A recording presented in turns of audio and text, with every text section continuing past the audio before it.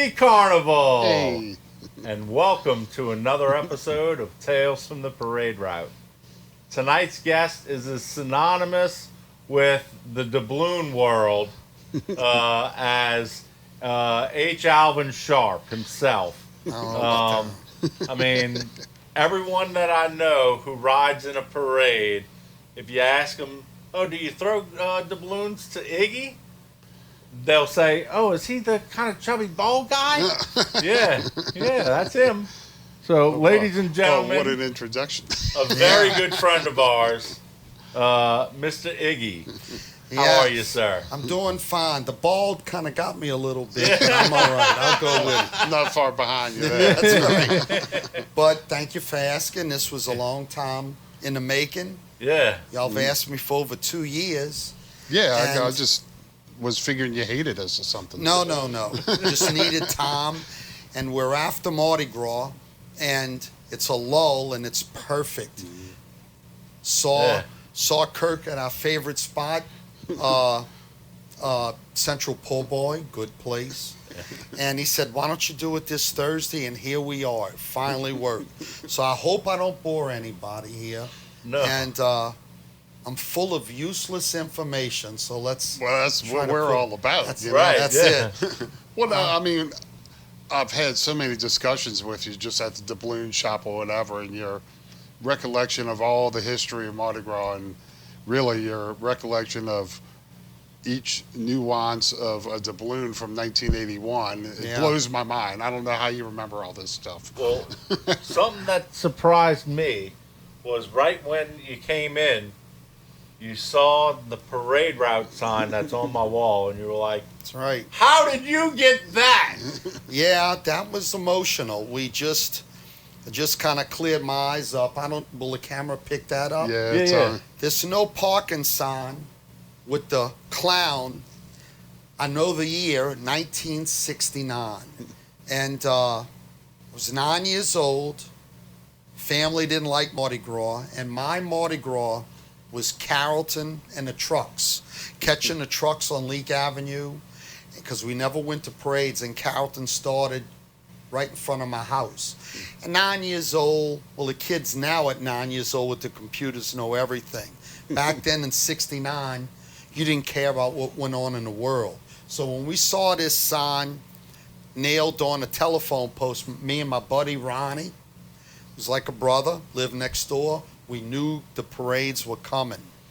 And that sign there was from 69. There's another one from 68 with a King's Float, and the Jesters are from 70. Those 3 years just in my head. And I never saw that sign in 30, 40 years. As soon as I saw it, man, the memories. So childhood memories, good stuff.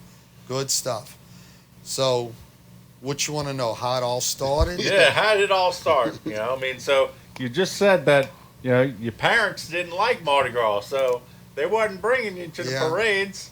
There's people that come in from out of town, know nothing about Mardi Gras, and they get involved and they don't want to go back home.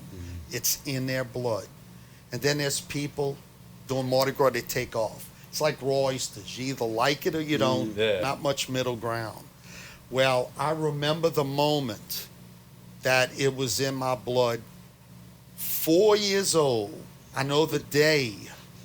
February 2nd, 1964.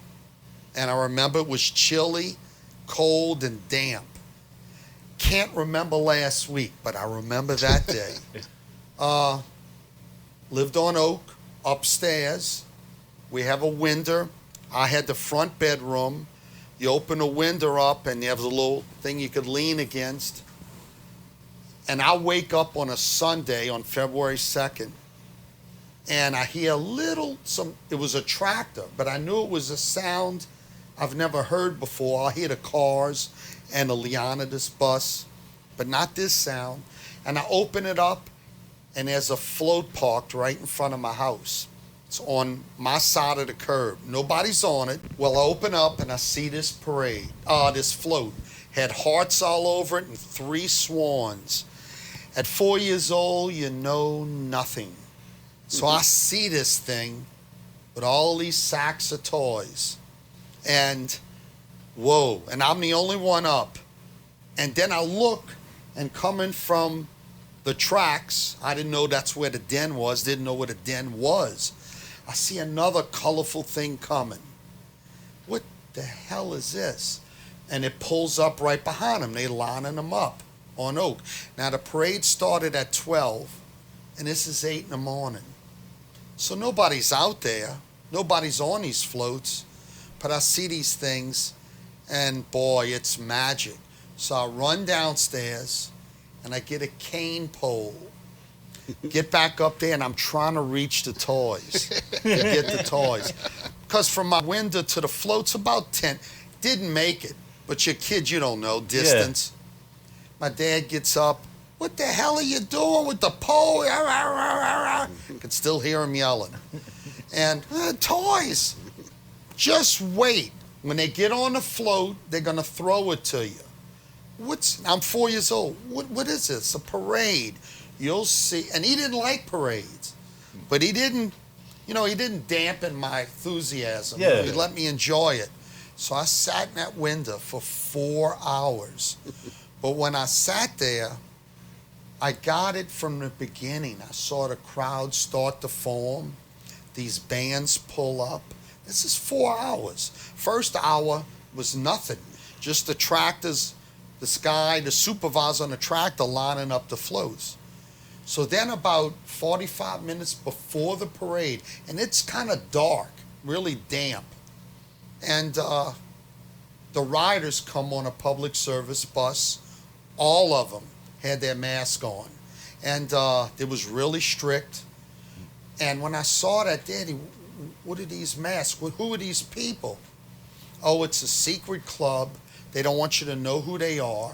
So they throw to people, maybe people they know, but they don't know who's throwing. That's the secret. And he really built it up for me, even though he hated Mardi Gras.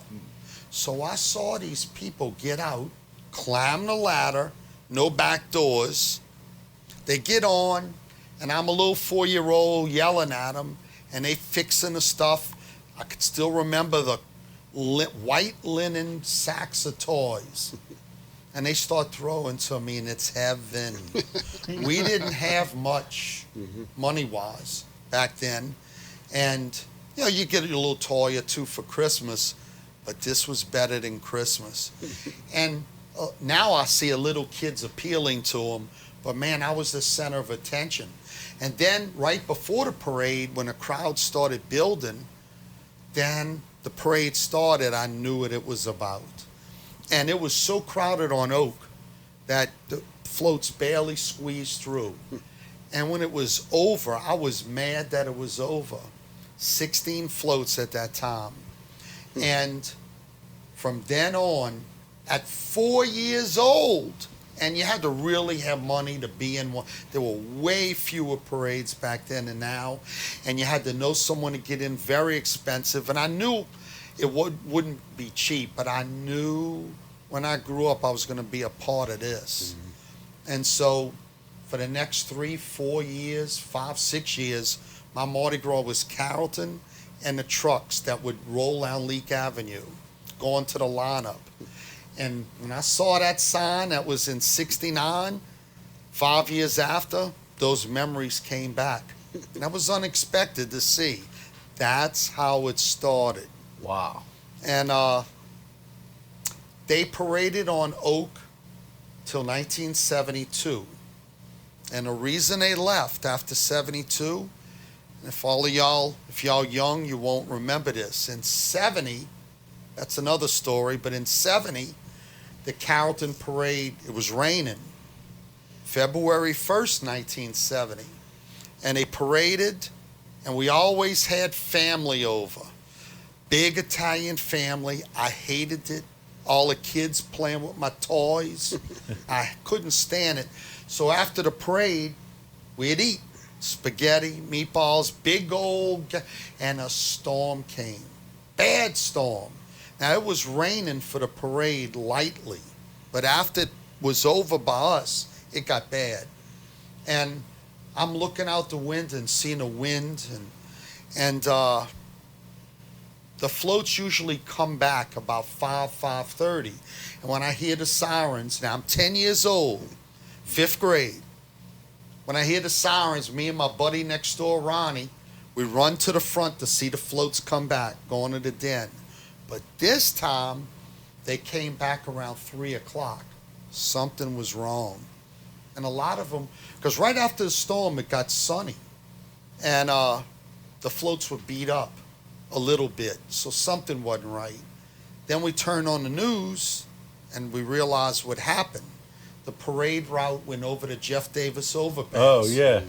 And if people know Jeff Davis and the I-10, if they know it today, there's 2 bridges connected. Back then, it was only one. And if you go over the bridge, you'll see old cement railings, and the other one will have a newer version. So it was that old bridge only. The parade route was over the bridge. Float 3 tipped over when the winds got bad. It tipped to the side.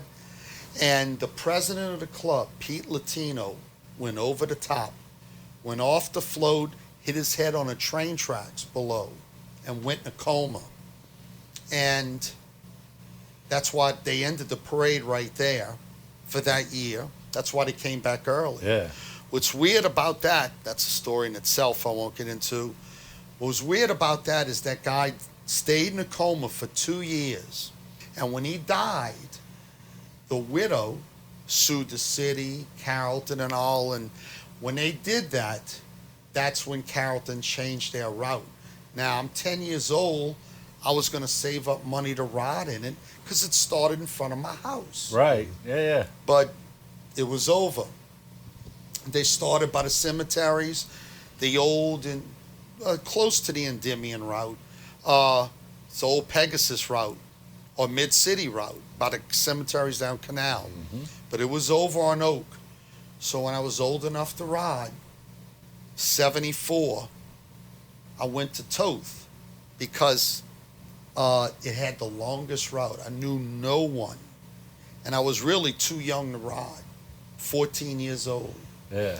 And they had a captain, Sam Domelise, big, burly, deep-voiced, dictatorial guy. And his family owns Domelise's restaurant. Mm-hmm. And at Whitney Bank at the corner, one of the guys was an officer. He said, I think I'll get you in. Now, I'm 14 years old. Why are they going to try to get me in? Because they only had 130 riders. And I didn't know that. I just wanted to ride. On one float nowadays. Oh, that's right. It's a float up to now. But they had 10 people on a float, 5 on each side. So I went to the meeting at 14. Mr. Sam, can I ride? And how old are you? Well, I'll be 16 soon. Yeah, like 2 years. Yeah. He looked at me and he said, you could ride, don't drink, and keep your mask on so we don't get in trouble, and don't give us any trouble. Yes, sir. So the day of the parade, knew no one didn't care. I wanted to ride. Day of the parade, I look, and there's 8 kids just like me. It's the sons of some of these riders. Right, yeah. But I was the only one, the young guy without a dad that rode with me, but they let it go. And they had 135 riders. They needed me. Here I am, happy they let me in. They needed me. But here we are, 52 years later. And you're still a happy rider. There's 2,400 riders. There's only 8 of them in there longer than me. And it's sure grown from 130 riders. And there it is. That's kind of, in a nutshell, my life. Now, I've ridden in, I'd say, a few hundred parades. One time I rode in 5 in 1 year. I'll never do that again.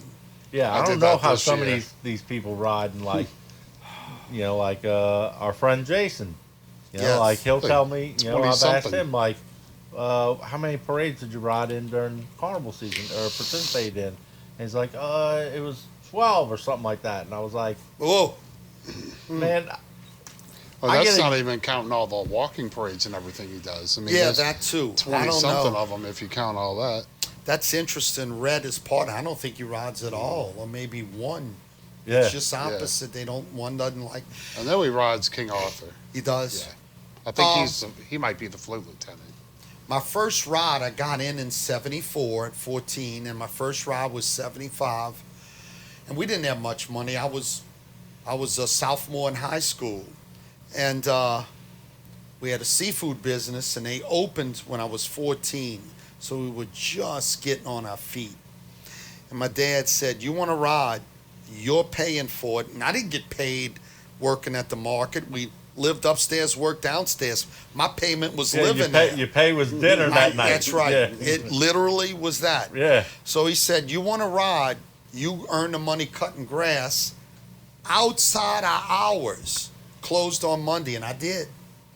And I had no throws. So I went with my brother-in-law, and the reason I'm saying this, you'll see. I went to, if y'all remember, Oriental Merchandising Yeah. in Edenborn. Oh, this is nice. I got the date on the bag, September of '74. And I had a sack of all trinkets, about 10 different, a sack of this, sack of that. It was a yellow tie bag, $31. That is, I'm 14 years old, have no money, $31. And I looked at this sack. This will only last me 2 blocks. That's the way That's I feel. when it hit me Yeah. how much this is going to cost.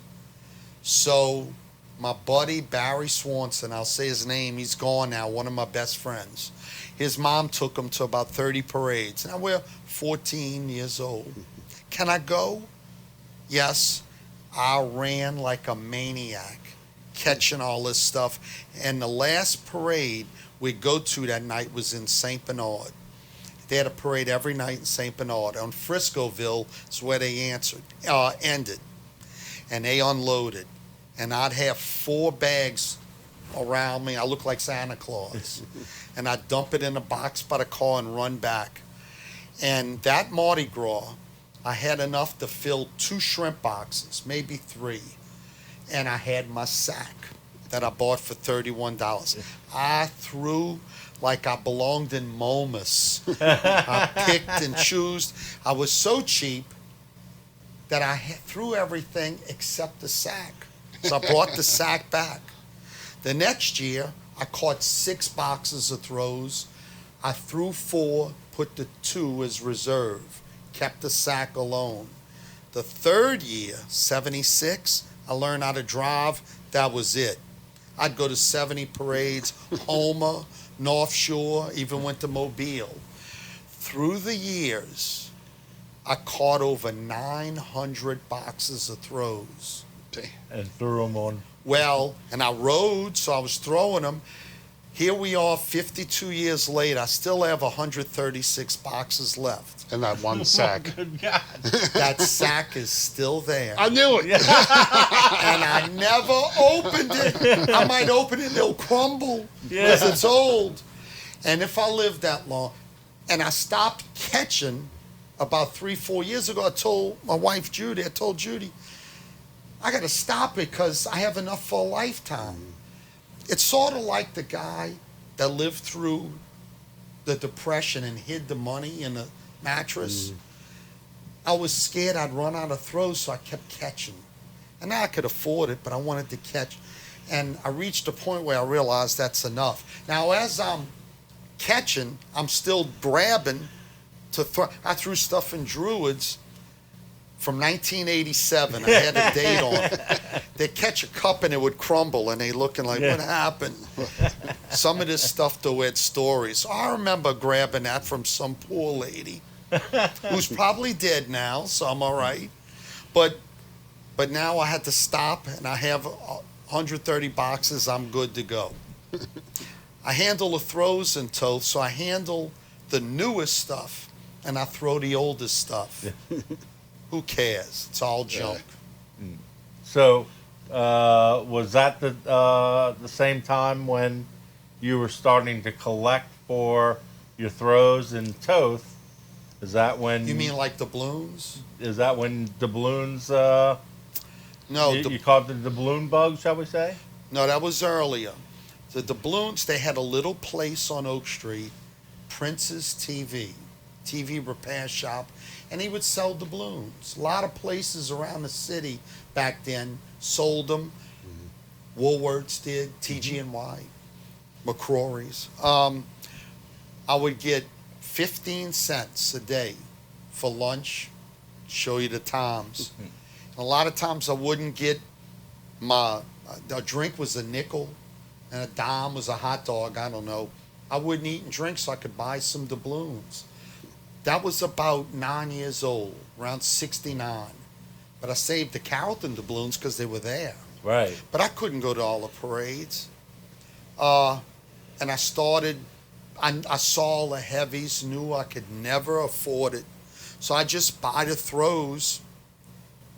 Except for the parades, my friend Barry's mom would take us to it all. And the sets back then was so nice. Aluminum and gold and you're done.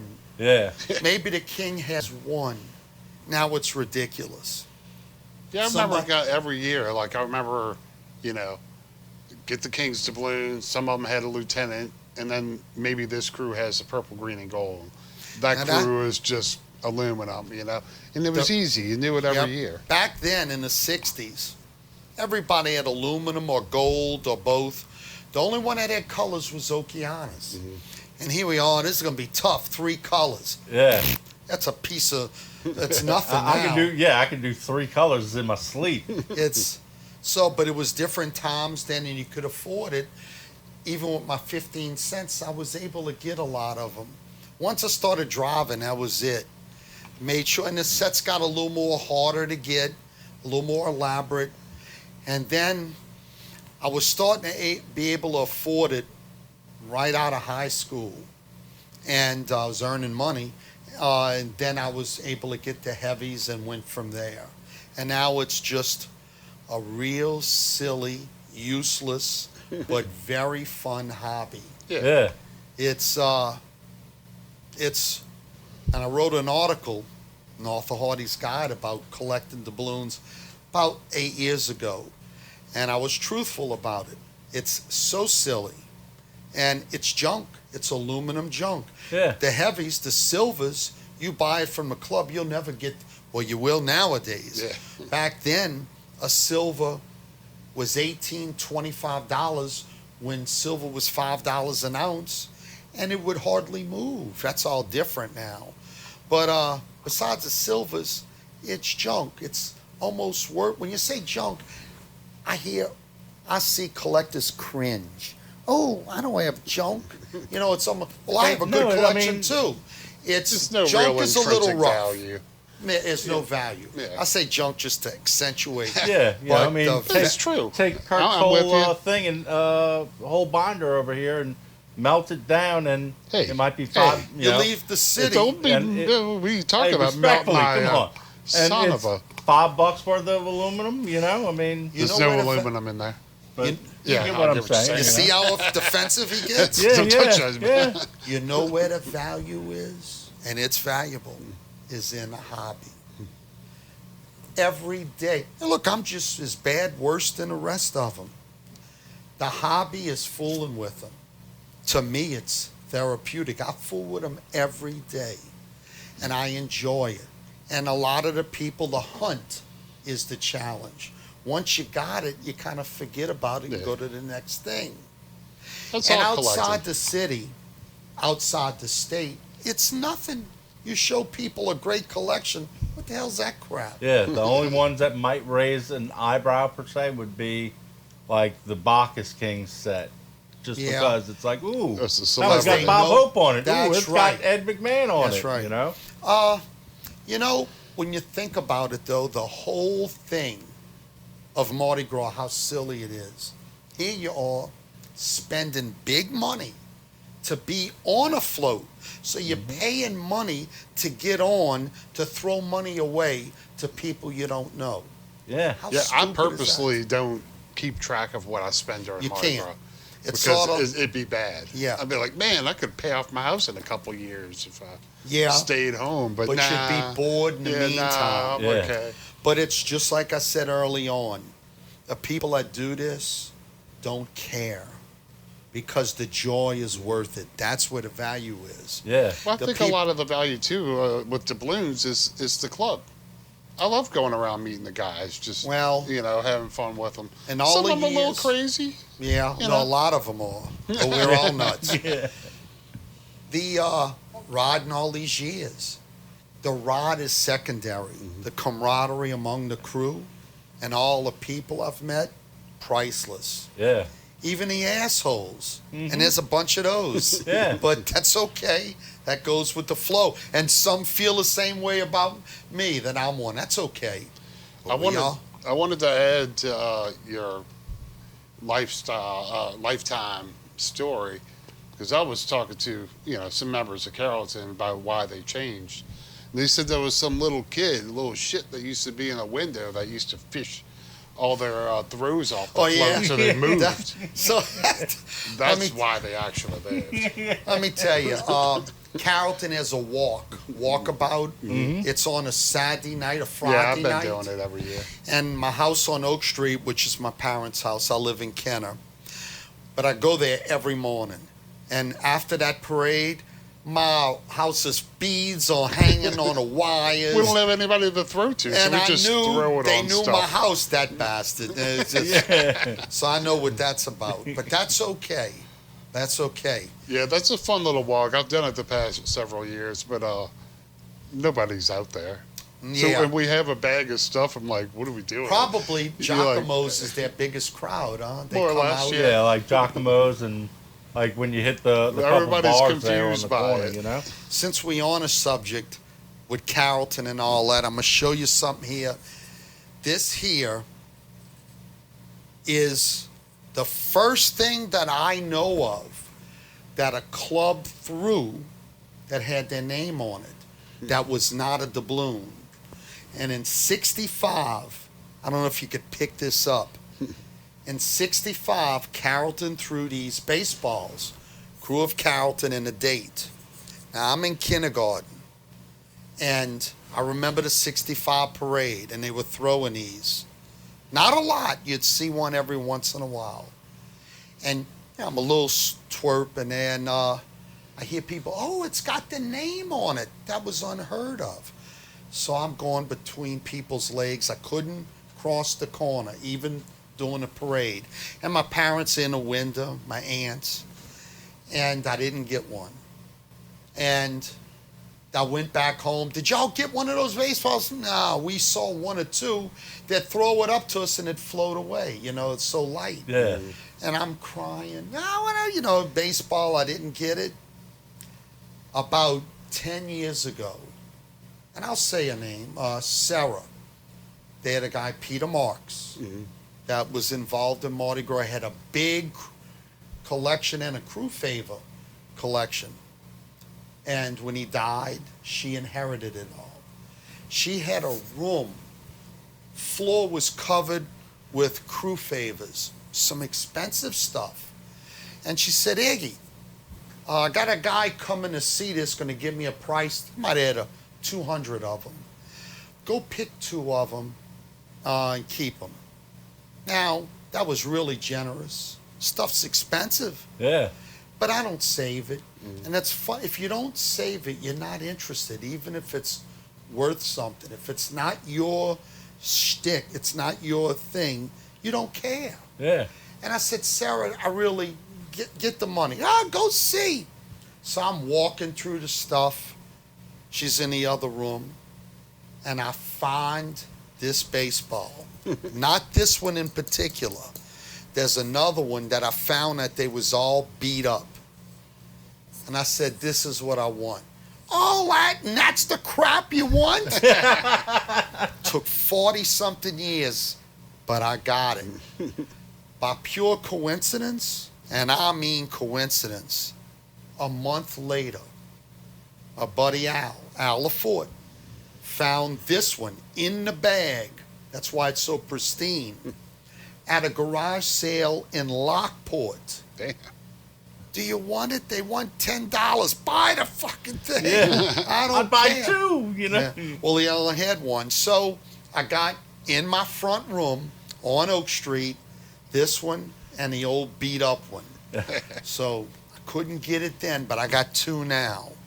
So that meant a lot to me, not those expensive favors. So there it is. Next question. So I'd seen some old, I don't remember when it was, 10, 15 years ago, some news reports with you on it that was showcasing your collection. And I always saw them in the, like, the, what are they, old Coke Yeah, that was the holder? plastic. That was, His wife's going to kill him. that was, yeah. That was, we had a seafood market. We had retired in 2000. Giacomo's rents the front. I still have the back half. The ballroom room, that's where you saw that stuff. Peter Marks had a collection. It was nasty, messy, cobwebs, rat mess. But Raphael bought the whole collection, one price, from Sarah, who inherited it. It was literally 2 truckloads of stuff. And back then, my mom was not well, and it was just a nasty mess. And I said, I'll go ahead and fix it up.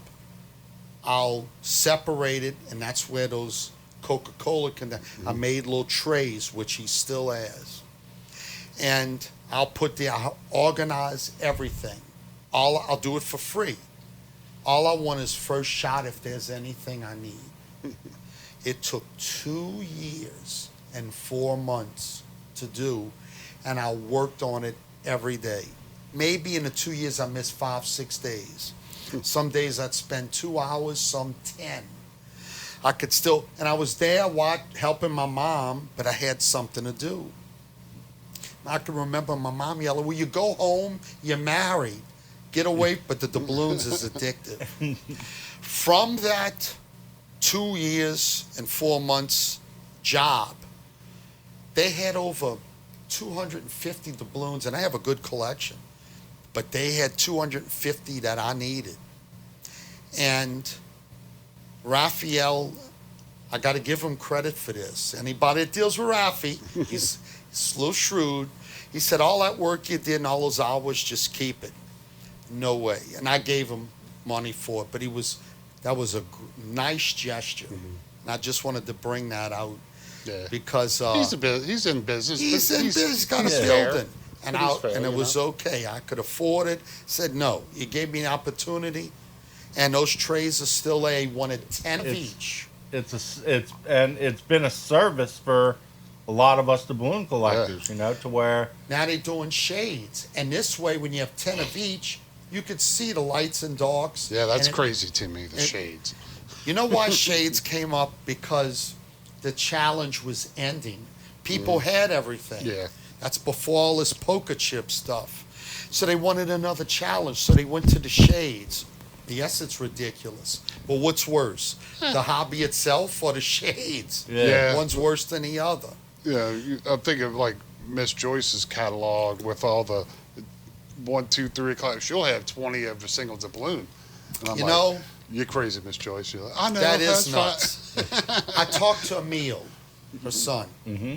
Never really knew him, but I got to know him nice well guy. the last 2 years. Good guy. He said, Iggy, said, what's my mom have to do? This. She would spend hours dividing them, looking, examining them. She even emptied a box out just to do it again.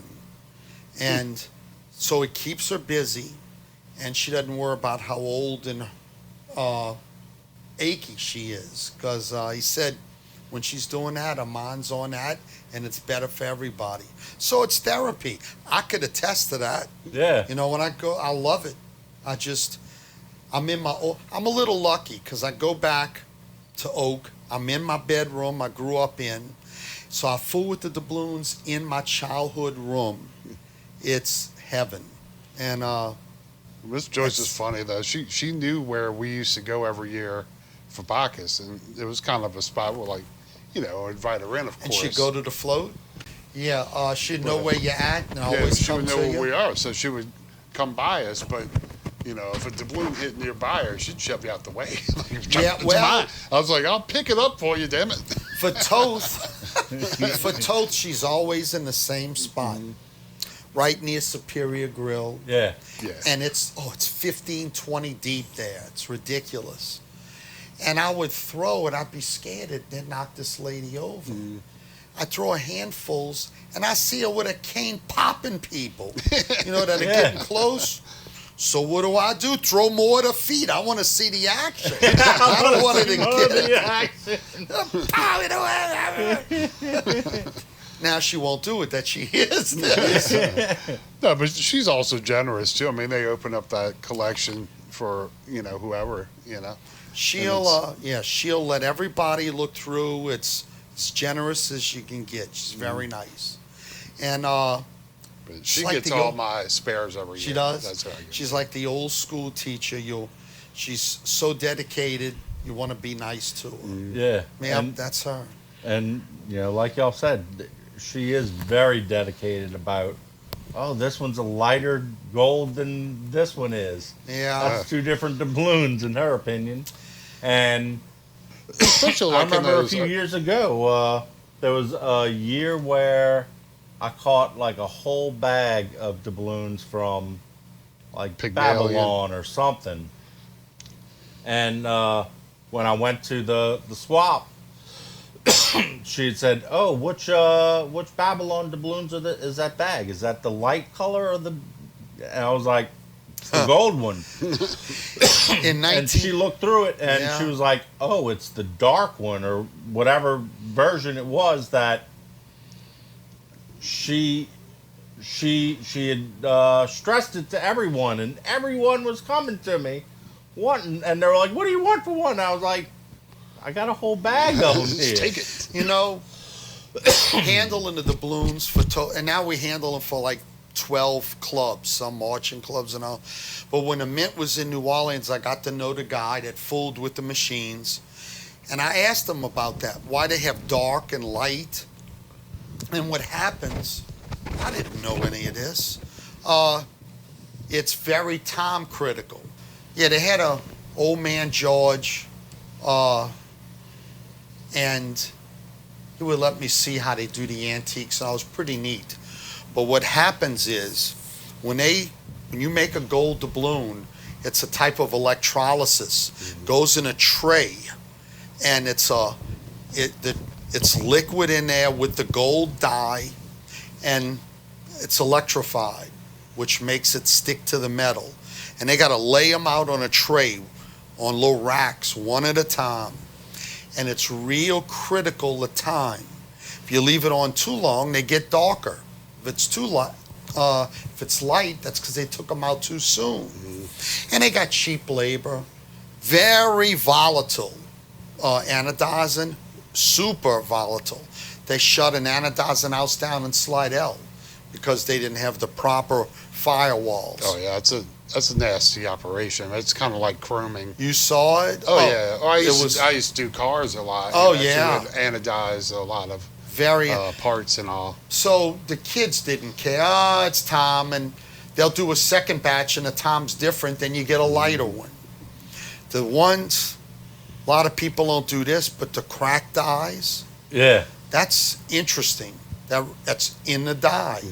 So it hits and hits and hits, and sometimes it'll put a little hairline crack. So every doubloon after that will show that line. And then I'll have to get a new dye. Sometimes it's so bad, they'll change the dye in the middle of striking.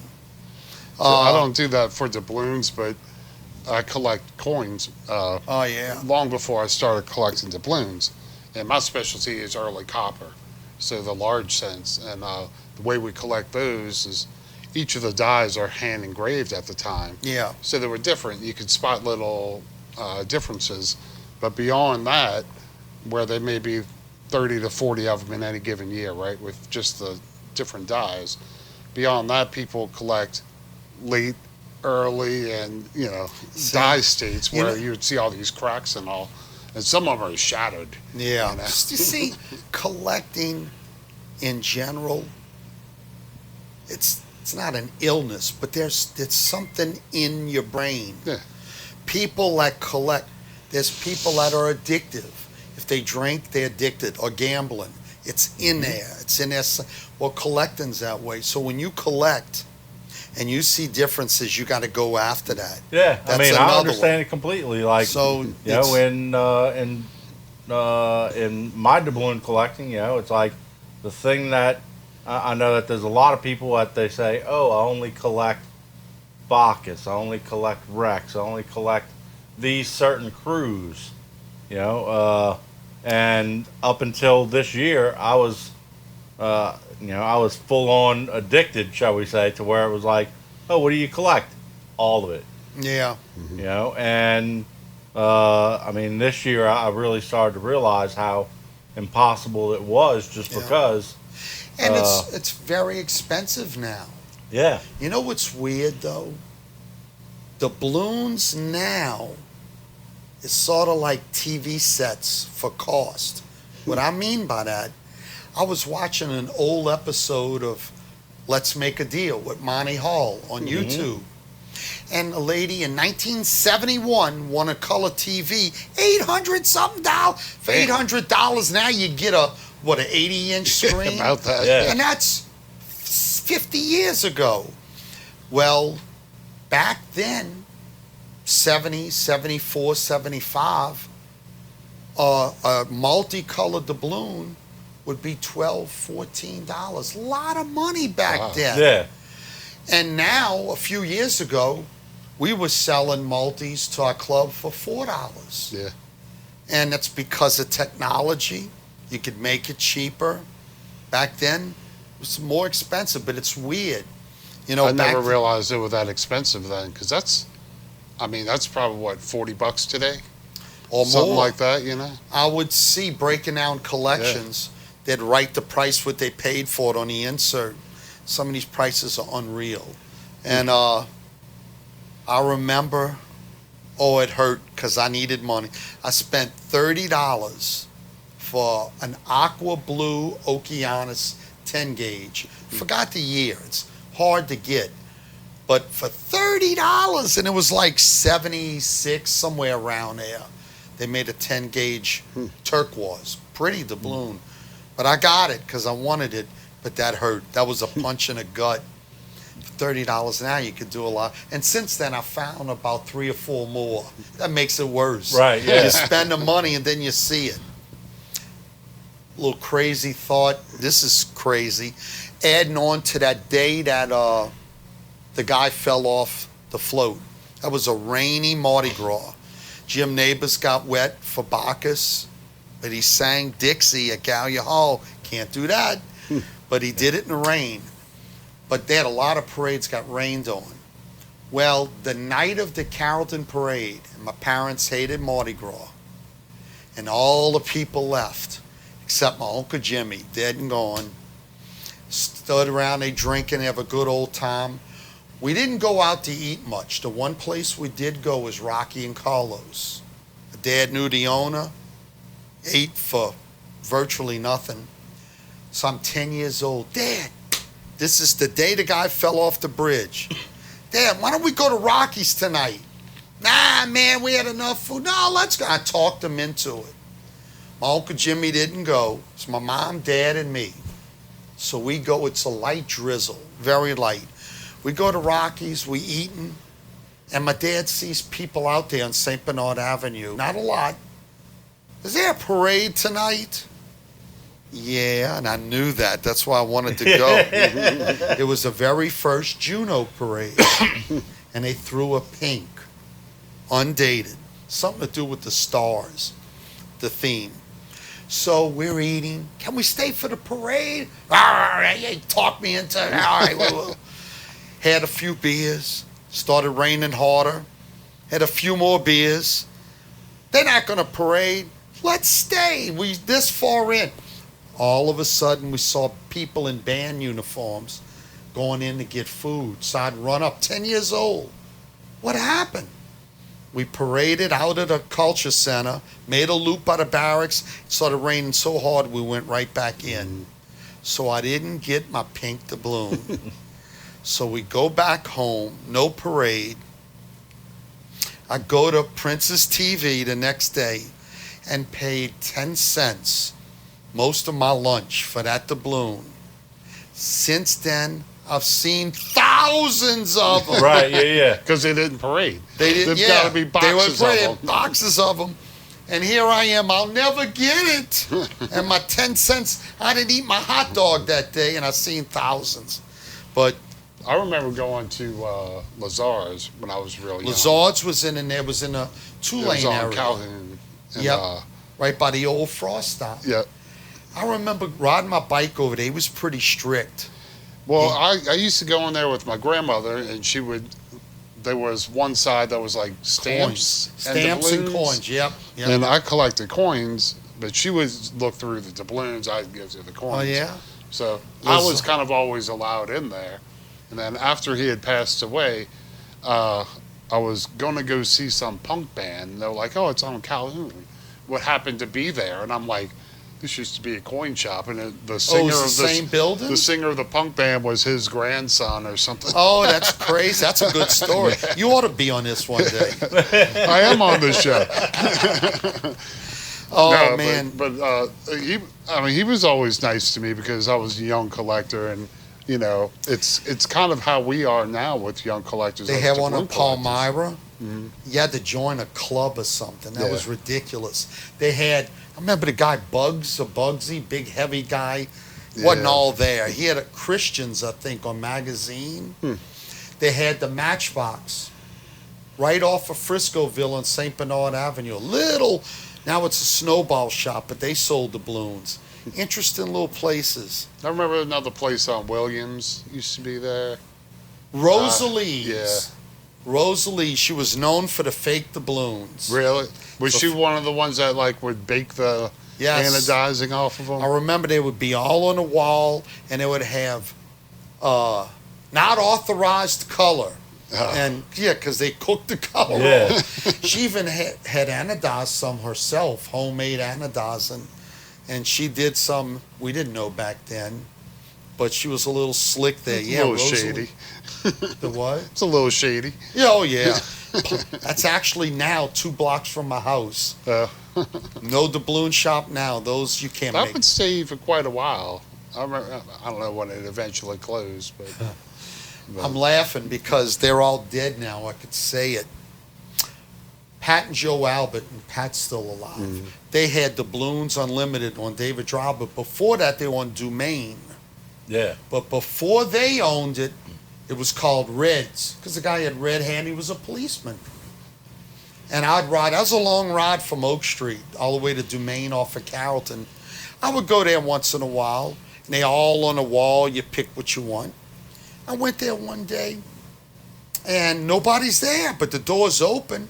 So I found a doubloon I need. Is anybody here? Now I'm about 16, 17 years old. Is anybody here? I want a doubloon. And in the back room, I hear, take it off the wall and bring it to me. So I bring it to him. I go back there. He's got an operation taking bets. He's got 3 phones, and he's on a phone. I give him a doubloon. He's going, give me 20 cents. I throw the 20 cents, see you later. You don't see nothing back here. And so he ran a bookies operation. So that was a front for it. I think he got caught and sold a place, and Pat and Joe Albert came in, and there you go. but those many stores at the time could operate because there was a lot of collectors in those days. Like I feel like everybody's grandmother has a binder Yeah. in their attic. You know what I You mean? know, So what do you think of the state of the hobby now? I said that in my story that I wrote. I could safely say 35 years old or younger, not interested. It's a different type of young people, not interested in collecting. And then if you see how far back you got to go, that'll scare you. Yeah. I'm not going to do this. Now, there's a couple. Yeah. Nick is an exception, but very few. And frankly, and people like Ray Hewlett cringes when I say this, but we're dying off. And most of the people or our age. Yeah. And back then, collecting was big. And I really think this is why. It's because it wasn't money. It was you couldn't get in a parade. They had very few that the public could get in. So you save them, which was a cheap hobby, and you felt like you were part of the parade a little bit. Mm-hmm. Oh, I got all the Babylons and all this. So there was some of that. And it was a simple hobby. You know, if you didn't collect the heavies, it was fairly cheap. Yeah, it was cheap. So long as you went to the And parade, in theory. You had 3 channels in television. There was nothing much to do. Now with the internet and all this distraction, doubloons are it's not just doubloons. They won't save stamps. Collecting Stamps are totally dead. Totally. I used to collect cards, stamps. baseball cards. Well, Cards are back. Cards are They're back. wildly yeah. back. And it's because baseball cards? Yeah, but it's because all these people will watch. That's more like gambling. It's become like gambling to where they'll go and buy like a whole box of baseball card packs and open through them to find the one superstar guy, you know, and like it'll be like the Paul Skeens or whoever. Yeah. And it'll be like, oh, this is his rookie card. If you look at the back, it says that there was only 16 of them printed, and this is number 4. And like they'll trade around until they get number 1 or you know a higher number on that count. Me and my cousin Nick lived near Don Carter's bowling lanes on Williams. We'd go play pinball. That's another dying thing. But they had this baseball machine. You know, it was an old one, but if you won or get a home run, it'd spit out baseball cards. This is right after Katrina, maybe 06, maybe earlier. We didn't want that crap. Who am I to say? I got all these crap doubloons, but I wasn't in cards.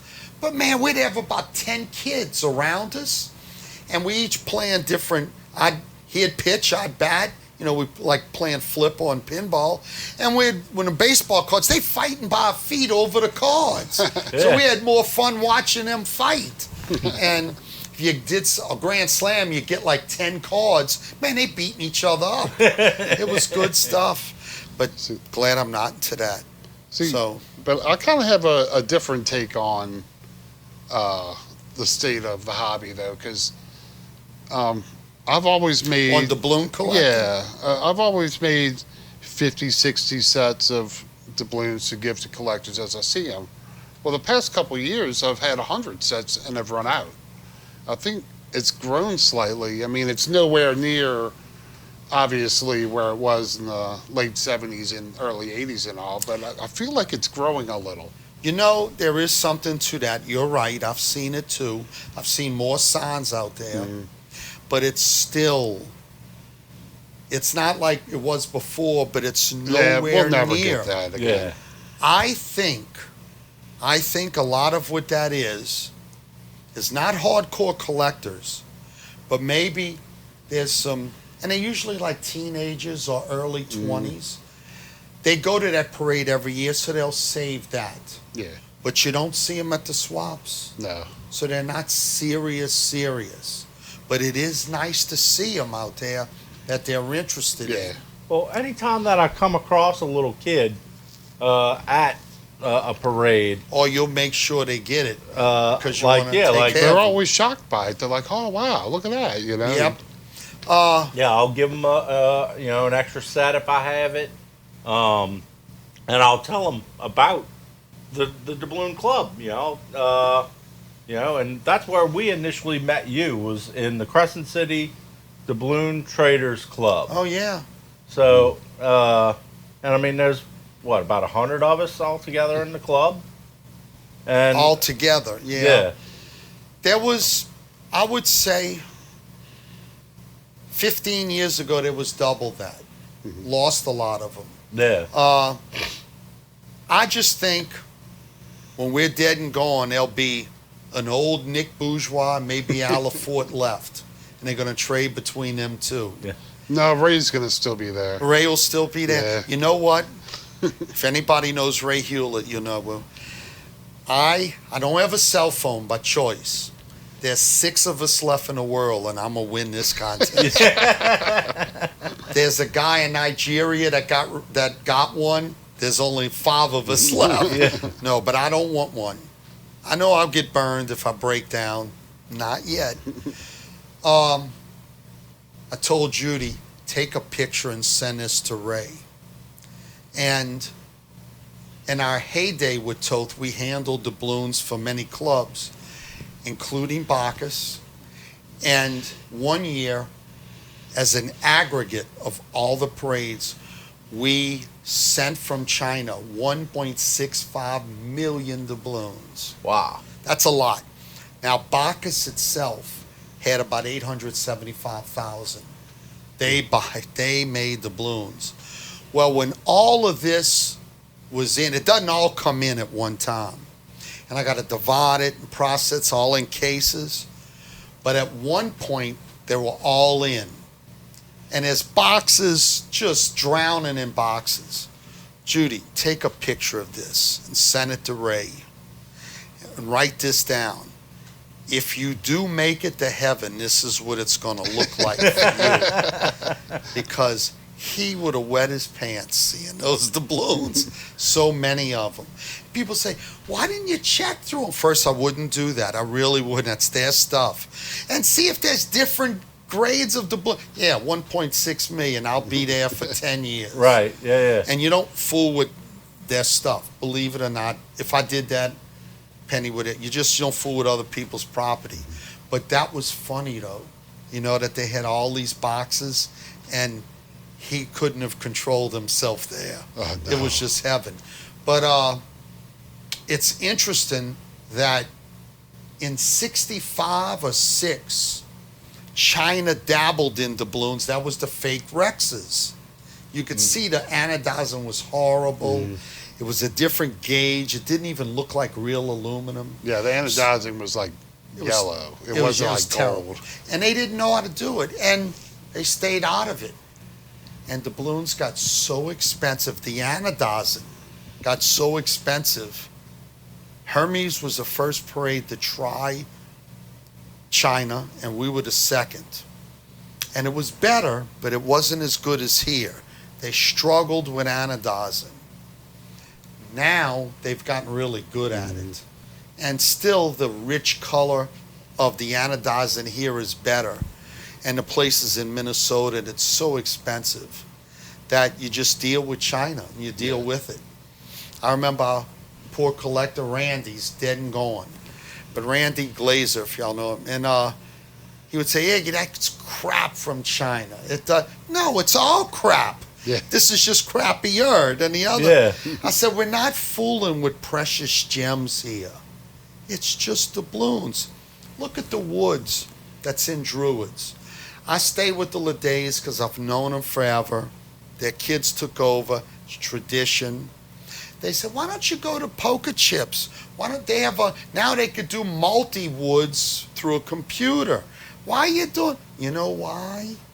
Well, it's cheaper for the guys that get them because you're going to save it anyway. Yeah. If I got a junk wood or good wood, you're still going to save the wood. Yeah. So why am I going to make it prettier for you and spend more money that the guys have to spend? Not interested. See, I try to make mine as pretty as I can. Yeah, mostly to not piss off the captain and have something that represents the crew well. Oh, really? You know, that's I kind don't of care what that it is. much. I know you don't give a shit, but I'm proud of my collection, and this is a question that's been asked. You know, where do you rank? You can't rank that. Yeah. It's apples and oranges.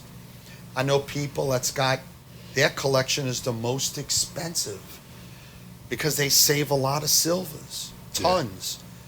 And I only save silvers from the clubs I'm in. I have many others. I'm the same way. But I don't go after I it. do whatever I ride in Bacchus. And that's Same it. thing. Because it's a losing proposition. You spend all that money, you'll never get it back, and it's a lot of money. Yeah, because like If I ride, all right. even with the melt value of silver right Yeah. now, like if you go buy a doubloon, you might be paying $90 for a doubloon, a silver doubloon right now. Yeah. And I mean the melt value is $80, $70. You know, I mean, I think it's even dropped further than that. Yep. Through the years. I sold all mine when it was 108. Yeah. Good for you. Through the years, you know, when you only, and this is not a bragging statement, when you don't need much, there's only a few, now what? You get a collection to look through, you won't find anything you need. It's boring. So I went to trucks. And that was an interesting thing there. The truck collection is finite. There's a beginning and an end. And the heavies are brutal. Very hard to get. Yeah, they made, what, 10 a very piece few. on each the little silvers float? are ultra brutal because when they died, the kids sold it for the scrap. Right. But Who made that book? all right, that's a good question. Because, holy God, I mean, that I'll must have tell you- been the most research ever put into me a and book. Jamie Montgomery spent about a month at UNO and we did that book. But I'll get back to that. Well, real quick, to explain to people who are not in the doubloon world, when we say the book, there's checklist books that we use as like our Bible, to where during like the parade year, it's a list, and there's the price, and they have prices in it for trading purposes. Right. Doesn't mean you go there, I like to cash my doubloons in. Yeah. Because if that was true, you'd have 10 collectors left. Right. But you got to know what's valuable by trade. That's what. But truck doubloons is a different animal. Truck doubloons started. Now, what I mean for people that don't know, you have truck parades that follow Rex and Argus, and they used to have one that followed Araby. Few trucks. Each truck is their own group. The Jolly Fellows Carnival Club. Each one has a different name. And not all the trucks, but back then in the 60s and 70s, some trucks made their own doubloons. Now, most of the trucks threw Elks doubloons, which is the parade they're in. Right. Elks wanted you to buy from Elks, but some wanted to do their own.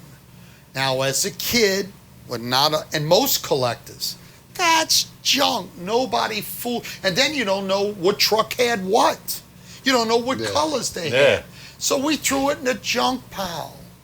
Well, somewhere, I would say around 1999, they only had about 2 or 3 people that tried to start collecting trucks. They didn't even know if it was a truck or not, but they started dabbling in. Only a couple. And then I get a call from Arthur Hardy. Now, y'all know Arthur Hardy from Channel 8. He's a dear friend. 42 years I've known him. I talk to him daily. A dear friend. He calls me up someday in 99. Iggy, there's a gentleman that called me up. His name is Charlie Booth. And he lives in Oregon. And he's in his 80s and not great health. And he said he has all the truck cups. Some of the trucks made their own cup, which is rare because the people that had truck floats, they were on tight budgets. And they were not, maybe a couple were elaborate, most were not. They were hanging in there. But he had 72 cups. And I told him, yeah, I'll take them. Do you want them? Because I don't want them. Sure, I'll take them. I don't save cups, but it's all of them. Why not? So there was 2 beer boxes came in full of them, and I just put them away. Then I thought about it. I said, who is this guy, Charlie Booth? He was the treasurer for the Elks, and he would go to all the trucks that lined up on Chapatulas, and I saw him as a kid. Charlie Booth was a man, and I saw him as a teenager. Before the parade, he'd go up there and he would check to make sure they had fire extinguisher, the permit, everything was right. He was checking off. I saw this man do this 30 years earlier. And he was the treasurer for the Elks Club. Well, what he did, and he told me this, because I said, Arthur, I got to talk to this guy. He was an engineer, retired. Engineers are very specific. He said, Iggy, I used to go check, and they started making doubloons. So I'd ask them, I want a set. Some did heavies. And if they made, let's say they made an antique bronze and a silver, there's 40 people on a truck, they might make 20 bronzes and 7 silvers. Right. Because they couldn't afford that. That's what made them so hard. But he would get them. So he had all these doubloons uncirculated. And when his health started getting bad around 1985, incidentally, the last truck doubloons, they started in 64. One truck, the Trabs, Trabs, made a yellow wooden nickel. I've only seen 4 of them, and I got one. And then in 65, a few more made them, all the way to 80, 84, and that was it, except for the Funtastics. They kept making a plain aluminum until Katrina, and the guy died, and that was it. So that's the beginning and the end. Well, I talked to Charlie Booth, and he said he donated his collection to the New Orleans collection at UNO. Okay. And I said, do you have any extras? Yeah, they would give me handfuls. I said, Charlie, I would talk to him on a weekly basis, got to know me. I said, and all your doubloons are uncirculated. Because if you saw truck doubloons, like you're looking through parade doubloons, truck doubloons are usually scoffed up because people would throw them around, Yeah. kids would fight. Road Nobody rash. wanted them. Yeah. They were junk. So he had uncirculated. He said, I said, Charlie, in your best guess, your extras, what percentage of what you have extra you think is from the total collection? Because I'd like to buy them all. He said, I got about 8 of one, 6 of another, 3. I would say I got about 55% of all of them. Give me a price. He said, well, I don't need the money, but I can't give it to you. That would be sacrilegious. I said, be sacrilegious. Be sacrilegious, yeah. It's about $250. And I said, I want the money up front. I call Arthur back. Who is this guy, Charlie? I'm sending him money. Iggy, he's good for it. I've known him for years. Sent him the money, got the 2 boxes, and it found out that it was about 65% of them because he had his own book, but it was very inaccurate. So his own book, meaning what they made, what colors, and how many they made. Right. Well, Jamie Montgomery, y'all know him, and me saw this. And we knew 5 collectors. Randy, that passed away, was one. There were others that were heavy collectors in trucks. Let's compare all our notes and make a decent book. So I knew someone at UNO, Dr. Jumaville. She was a sweetheart. When I went there, worked at the library, would pull his collection out. And, of course, within view, we're not there to steal anything, but she would let us catalog it. And we went there every weekday for a month. And we cataloged it, and she saw we were serious. And she said, when you get this done, I want one of the books.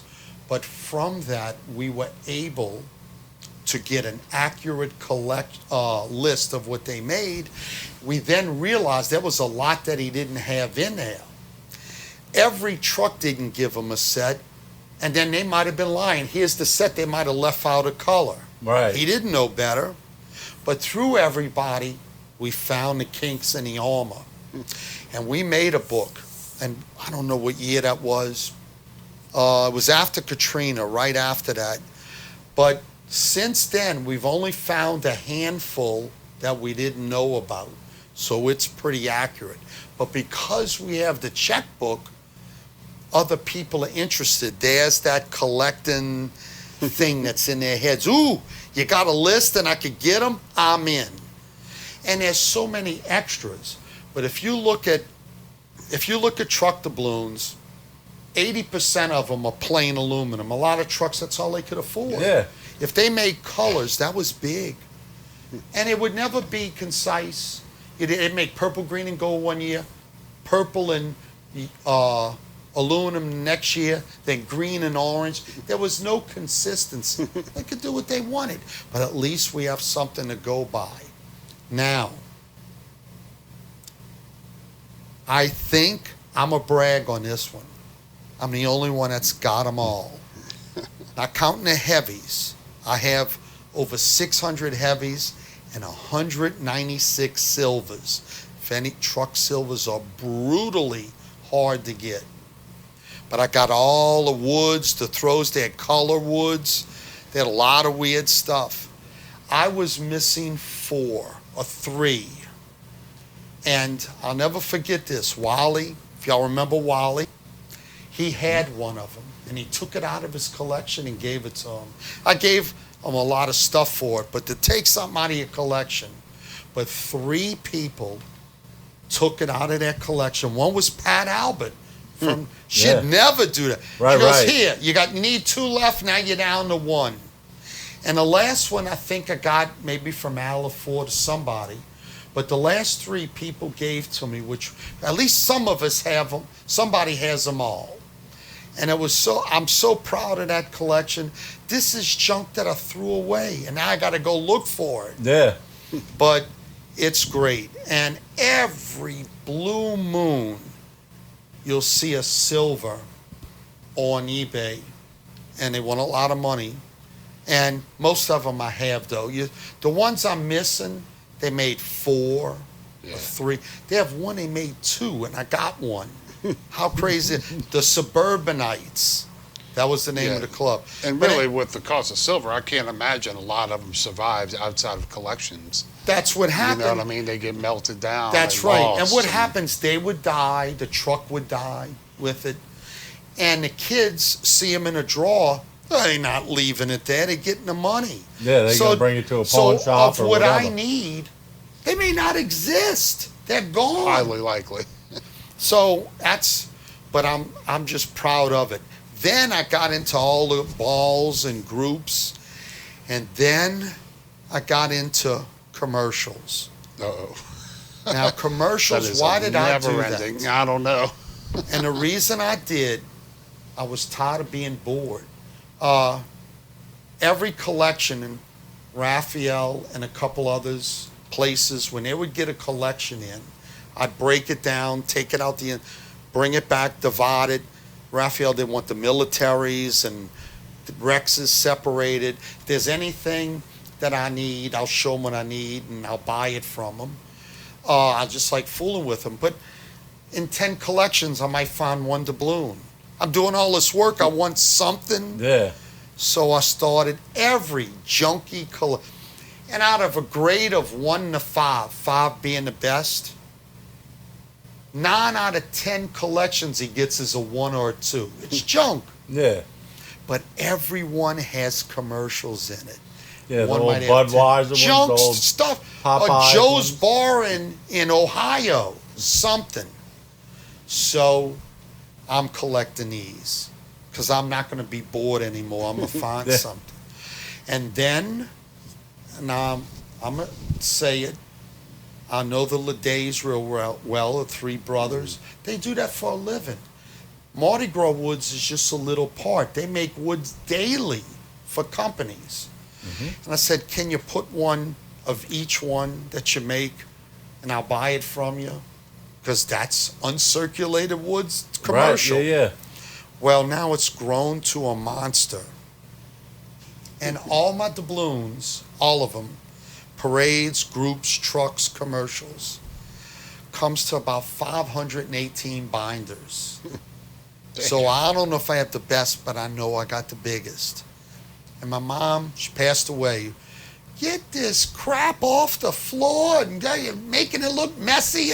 So she's gone, but I could still, at Oak Street, hear her voice. Yeah. And I put it neatly away, almost like the ghost is here. And don't leave that crap around. But 518 binders. And I don't mean a binder that's this thick. Yeah. He's talking Binders that regular. are, Yeah. Let me tell you Yeah. about collectors. These big binders, not good to fool with because the weight's too heavy. Yeah. The middle size, even a little bigger than that. Most of them I have are about what, 2.5 inches. Yeah, I have I don't know, a big 6-inch one I've seen those. for my just aluminum for Yeah, Bacchus. All they their get heavy, aluminums. and then Yeah, it's a lot. Then the plastic rips because it can't handle the weight. But they're all, and there's not spaces in there. I have it alphabetically, and if I need one, it's all alphabetical. It ends for the last A. There's an empty half a page. Then I start the B's. So if I find one that's Auburn, AU, I got to find where it goes and move the and others move 50 over. others to my get to. Now, why the hell do I do that crap? Yes. Because we're nuts? Yes, some Yeah. are nutter than others. Because when I go through them and move them over, I enjoy them. And it's a bitch, but I still enjoy it. And the way I put my doubloons in, everybody has their own method. Staple them 3 times. I mash the staples with a heavy pliers so you don't hurt your fingers. I write the name of the parade in blue, the date in black, and if there's something special, 10 gauge, that's in red. So it's Wait, decorative. 3 staples? That's all wrong. 3. It's all wrong. You're You doing see it how wrong. I said it's all wrong?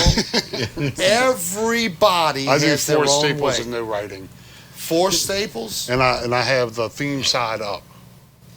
Really? Because I think it's weird to have the same logo on every In on a the way, front of you're every right. page. Some collect by years, not by parades. You're right. I turn it over when it's a king or a queen. Everybody has their own methods. Now, I'll tell you, there is a right way. And the right way to do it is the way you want it. Because a collection of doubloons is only for you. Yeah. You don't go, hey, look at nobody wants to see that crap. They don't want to see another, unless there's something doubloon they never saw before. But you don't want to see another's collection because all it does is piss you off. Right, Because they yeah. got stuff you don't have. A collection is for you. And the right way to do it is the way you want it. And that's it. It's a personal hobby, period. But I'm now I'm going to tell you, I hear this all the time. Iggy, what are you going to do with your doubloons when you die? I'll give you a step further. Me, Judy, Roger Gonzalez, yes, I'll say your name, and Jay Achapinte and Bruce Michelle, we're all packed in a car going to parades. And there's Roger sitting in the front. Miss Judy, when Iggy dies, can you give me first shot as doubloons? I'm still here. Yeah. Well, no, but I want the 50-piece set. You promised me that 50-piece one. set? I want the silver set. I told Judy, I said, if you want to, when I'm going, I don't give a shit. Like, I'm taking them with me. Yeah, Forget I it. said that, but y'all, this bastards will dig me up. Roll him Yeah, over. He's got right, some right, up his yeah. ass. I know it. So, but I said, if you ever wanted the money, go to you first, because that's your thing, Bacchus. Interesting about those sets. The I only supposedly have a bronze coming my way, do you? but the silver, There was George, that's from Bacchus, told me there was only like 22 people that bought the bronze sets, and only like 12 bought the yeah, silvers. so I think that's what I heard as well. And that shocked me. It was a lot of money back then. And I told Judy, said, look, there's a lot of silver here. It'll go up. You'll get your money back. And now the way Price saw, she already did. But I am that's one of my gems because I got them all and there's not many people. And I could still add to it. I've seen a picture of that, and I was searching for this silver set. And Raphael had posted. I'm like, whose set is that? He's like, I can't say. He was leaving Rafi it out. had a set for sale? No, he posted a picture of yours. Oh. How did you know it was mine? I didn't. He wouldn't tell me. And I later found out. I think somebody else had showed me a picture. Or I think you might have described it to me. I was like, wait, I've seen that. Because you have it like like gold, bronze, and silver, and then side Incidentally, by side. follow y'all out in camera land. Y'all go to my house and grab it. When I'm not there, I turn the electricity on. It'll shock the piss out of you. You'll never get out alive. It's I'm proud of that. But Yeah. the big joy is I'm retired, and I'm able to go every morning, and I fool with them. Mm-hmm. I'm in a process now. Every once in a while, they'll get too big, the binders, because you keep adding. Yeah. Then I'll have to start from the beginning and work my way down so it adds books because they're all numbered. Right. And I had to do that about every 3 or 4 years. And I'm doing that now. So I'm on letter H. I started right after Mardi Gras. That's how slow. And I have about 300-400 commercials to put in there. So as I'm dropping them back down and I'm adding on, I'm putting the commercials in their spot. Does that make sense? Yeah. Yeah. It's like a puzzle. So like after Hermes would be the, Well, that's the parades, and it's home- alphabetical. So after Hermes, I don't know, Hyacintians, whatever. But then when I get to okay. So you have a separate binder for no, commercial? Parades are one yeah, group. parades are one group, but they Trucks continue. are another group. Trucks another group, then the And then groups, the Far commercials. Grotto, this, that, and last is the commercials. And they're in alphabetical order. Everything's in alphabetical order, and they're numbered. That's that anal thing about putting everything Yeah. in order. And I'm running out of room. I have 2 rooms. They're in drawers and file cabinets, and I'm running out of room. I won't leave them out. Do you have any idea how many individual pieces you have? Well, you could really do the math. That's what I was thinking. 518 times what? 1,000? 50 What? pages in each book? Oh, no, that's not 50 pages. A binder, how many pages you got Well, I in? don't know. Those are all heavies, but there's probably 25 pages in there. I don't think so. If you count theirs, I bet you got 12. Maybe. I don't know. 1, 2, there's not that many, 12 to 15. 22 a page, 518 binders. Yeah. Do the math. Don't know, don't want to know, don't care. What's so weird about it, so weird, is if I see a commercial, oh, I got that one. So how can you remember? Just the commercials is about 120 binders. So how can I remember that? But what's tricky, to show you how, there's very few that are different of the same doubloon. I just discovered they had a dancing group, I don't know what it was, made aluminum. But I always check the back to make sure the backs aren't different. And they were the same, but then I looked on the edge. They were both reeded, but one was a thin reeded and the other was a wide reeded. It was 2 different collars. So I had 2 different doubloons on a commercial doubloon. Who does that? Yeah. Me. That's how stupid it's gotten. Well, a lot of those commercials probably all use it, or a lot of them will use common sides where, Yes. they're only engraving one generic side. sides? Generic, yes. Yes, where I there's a said lot of before. generics. Like, And right good for now, one free beer, you must see all the time. and most of the commercials that are recent, 90% of them are wood nickels. Very few aluminums. They're too expensive. Yeah. The woods, I'll tell you what's weird. I found one. It was a bronze doubloon from 1928. And back then it wasn't called a doubloon, it was just an advertising Yeah. coin. But it was a doubloon for some kind of merchant's bank that was on Oak Street. The building still has it written in a cement. And it says, we still give 5% interest. So it's 1928. You can't get 5% now. Right. Yeah. But you it was back then. might get 0.5% now. Yeah. it's Just ridiculous. bring your money in that and be like, hey, 5%. don't Yes. make me sue y'all for false advertisement. I'm a referee in football. I'm a head ref. And Rummel made the balloons one year, and they were numbered. And it was for their fair. And it said, check 9 p.m. the last day of the fair if you're a winner. So I'm doing a coin toss, and I used that Rumble doubloon. This doubloon was from '68, and this is last year. The kids weren't born when this doubloon. Right. So I went to the coach, Coach Roth, if y'all know him. Coach, am I a winner? I got this doubloon here. He looks at it, he goes, man, my dad was a coach and I was going to the school. I was handing these out at the fair. So, did I win? You won for keeping it. And but a lot of schools made doubloons in the late 60s. St. Aloysius. Yeah, like Tulane, I know, always does that. Let me tell you about Tulane doubloons. A lot of people don't know this. How far back did it go? How far back did Tulane make doubloons? It's further back than I thought. You mentioned 62. You had mentioned that. I think I ran into you at a parade. I was with my dad, and you had mentioned. And I told you that. And I was like, "Wow, really?" Because I mean, 62, they made a mini one. aluminum. The first 5 years, they made a mini aluminum. 62, only 3 parades made the balloons. Yeah. Venus, Rex, and Tulane. Yeah. So they really, that's something that they go that far back.